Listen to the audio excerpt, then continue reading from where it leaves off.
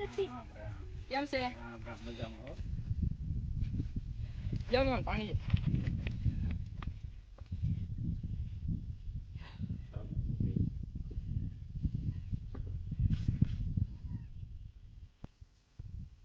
આજે આપણે આવ્યા છીએ મોટા ભાઈની વાડીએ.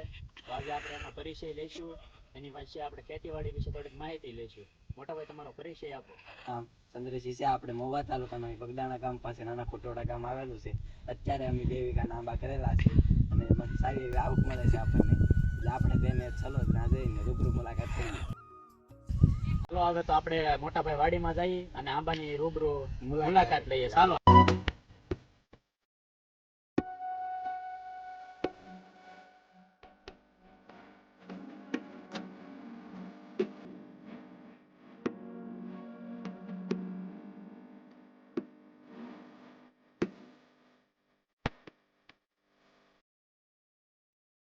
મોટા ભાઈ ની વાડી આવી ગયા. જોવા મોટા ભાઈ નો બગીચો, નાળિયેરિયું, ગુલાબ, આ બધો બગીચો જોરદાર બનાવ્યો છે મોટા ભાઈએ. હવે આપણે એની વાડીમાં રૂબરૂ જઈશું અને આંબા વિશે આપણે જોઈશું. હવે આપણે મોટા ભાઈ ની વાડી આવી ગયા છે અને પાછળ આપણે જોઈ શકો છો આંબા છે. આપણે તો એની વિશે હવે મોટા ભાઈ પાસેથી માહિતી લઈશું. બરાબર, આપણે મોટા ભાઈ ના ભાઈ આવી ગયા છે. બેસો બેસો. માતાજી બેહો બેહો. આપણે સા આવી ગઈ છે તો સા પીશું. સા ભાઈ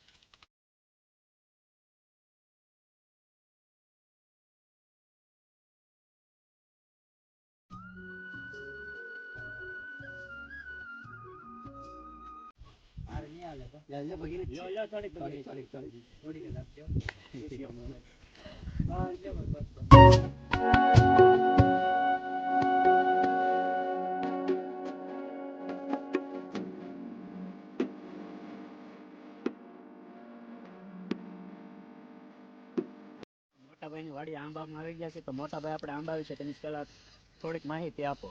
આંબા આપણે પેલા આંબા બધા કેસર કેરીના આંબા છે. કેસર આંબા છે બધા.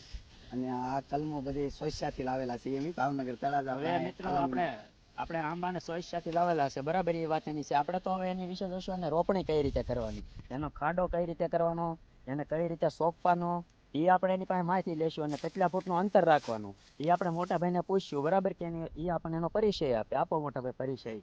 આપણે આંબા છે આ સોયસાથી લાવેલા છે.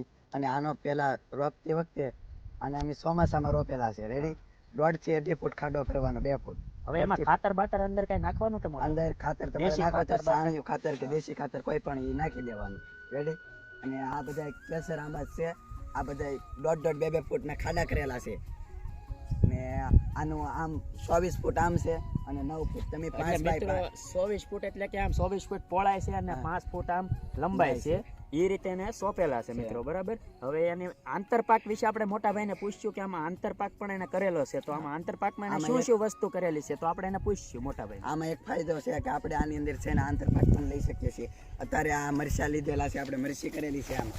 પછી ઓલપાર લસણ ને એવું છે. હવે મોટા ભાઈ એમાં આંબાની ખેતી વિશે અને વચ્ચે એમાં આંતરપાક લીધેલો છે. આંતરપાક અને મરચી છે, હળદર છે કરેલ છે. તો સૌ પ્રથમ આપણે મરચી વિશે એને થોડુંક પૂછીશું. મોટા ભાઈ, મરચી વિશે થોડીક મરચી આપણે પેલા અત્યારે ને ઉનાળે સાટિયા લેતી રોપ કરેલો હતો. પછી આમાં જગ્યા હતી આંબામાં, આમાં મરચી સોંપેલી છે. અને આમાં પણ ઘણી બધી આપણને આવક મળે છે. આપણે મિત્રો જોઈશું આમાં મરચામાં આપણે જોઈશું. ઉત્પાદન. અને આમાં પેલા અમે સાણિયું ખાતર નાખેલું છે એટલે મરચા ઓર્ગેનિક મરચી છે. હા, હાચી વાત છે. હવે આપણે હળદર વિશે થોડુંક જોઈશું. ચાલો આપણે હળદર વિશે માહિતી લઈએ.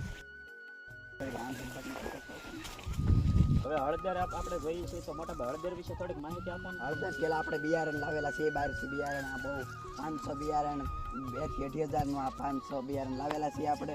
કાળી હળદર કરેલી છે. કાળી હળદર કરેલી છે. એનો ભાવ આપણને કેટલો મળે કિલો? ભાવ કિલોનો તો અંદાજે 2-3 હજાર મળતો હશે અત્યારે. પણ અત્યારની હાલની ખબર નથી આપણને. પણ આંબાની વસાડે આપણે બીજું પણ ઉત્પાદન, આંબાની આવક એટલું ઉત્પાદન લઈ શકીએ છીએ. હજી આ 1 વર્ષનો જ આંબા છે બધા.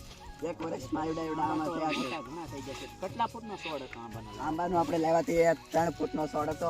અત્યારે બહુ ઉત્પાદન અને ઓણ આને કેરી પણ આવશે. અને આ બધા કેસર આંબા છે. આમને 9 ફૂટ આમ અંતર રાખેલું છે, આમ 24 ફૂટ અંતર રાખેલું છે.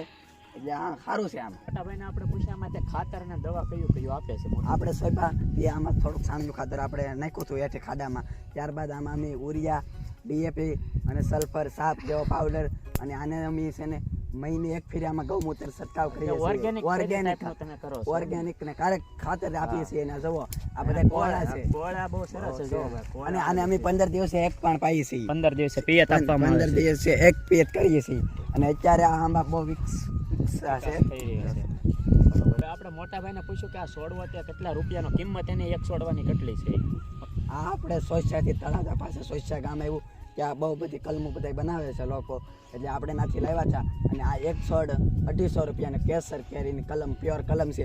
આપણે જોઈ શકો છો ઓલા બધા દેશી આંબા છે, દેશી.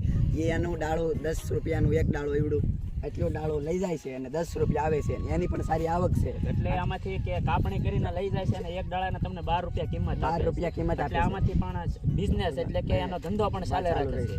અને આમાં પણ સારી સારી સરકાર આપણને ઓલી સહાય યોજના આપે છે. હમણાં આંબા જામફળની એવડી બધી ખેતીની આપણને યોજના આપી છે. અને અમને એક આંબે વધીને 300 રૂપિયા સરકારે આપ્યા છે.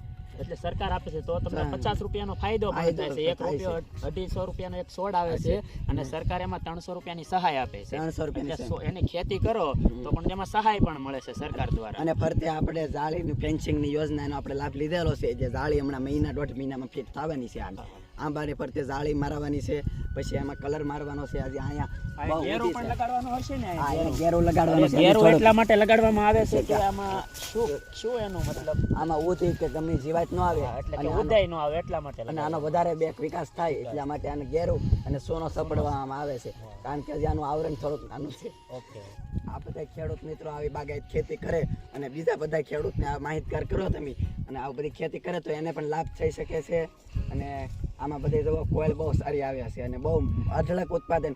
આ પોરકા પરાય અમારે આ 2 લાખ રૂપિયાના 2 વીઘાના આંબા 2 લાખ રૂપિયાની આવક આવશે.